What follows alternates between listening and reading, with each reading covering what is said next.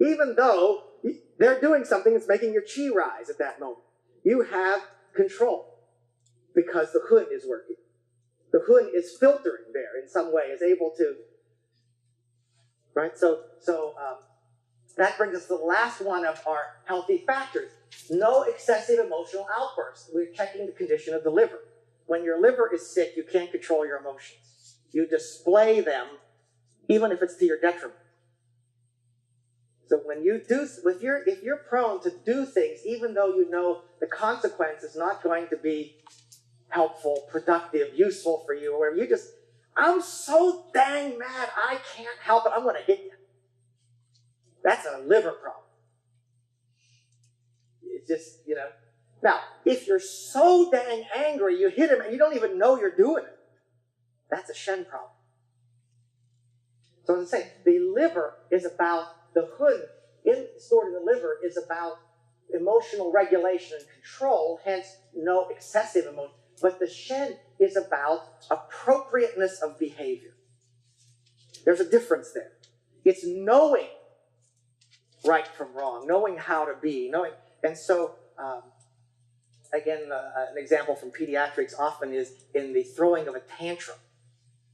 Kids who are angry, aggressive, and so forth is a liver problem. But tantrums often go beyond that. The child sort of checks out. You can't even reason with them. That's usually now, that heat, perhaps, that is causing the chi to upflush in the liver has now harassed the Shen.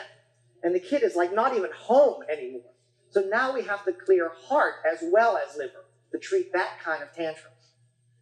And so it was very easy in the classical books to talk about appropriateness of behavior. Because if you have a society where there are very clear norms, any deviation from ability to stick with those norms was seen as Shen disturbance.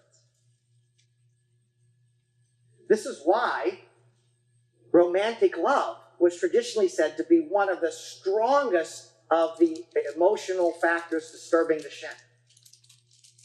Because romantic love always makes you act in inappropriate ways. You don't care what your parents, you can imagine what they're talking about in a classical discussion, right? The parents decide who you're marrying, mostly because they want to join with that particular other family, right? It was all about family exchange, right, with arranged marriages.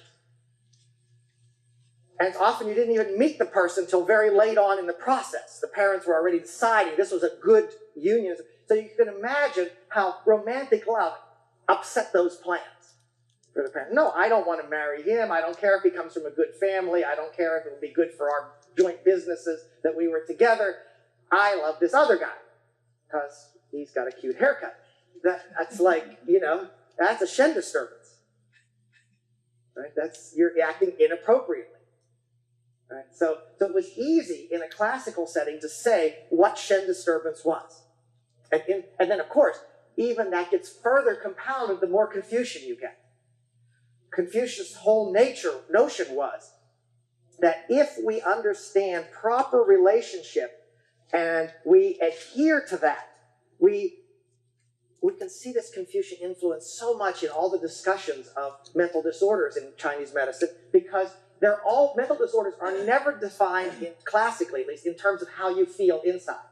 It's how you behave on the outside. Totally different than what we tend to do in the West, where I feel depressed is often the first thing the person says. I have a mental disorder. I feel depressed. No.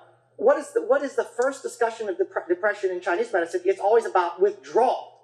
It's you're not doing your outward behaviors right. That's the way we define it. I don't care how you feel. That's practically irrelevant. What it is how are you displaying yourself outward? That's what's going to define. And so we don't have depression as a mental disorder in Chinese medicine so much. We do have stagnation as a mental disorder, which people say is kind of like depression. But we talk a lot about withdrawal. Withdrawing the Shen so you're not actively engaged appropriately in your outside relationships and stuff. You're not, So they saw it that way. And that's very Confucian, because Confucius was, the way to a happy life, the way to a happy society is everybody finds their appropriate place and does that to their optimum. Doesn't want to be anything else, doesn't want to do anything else.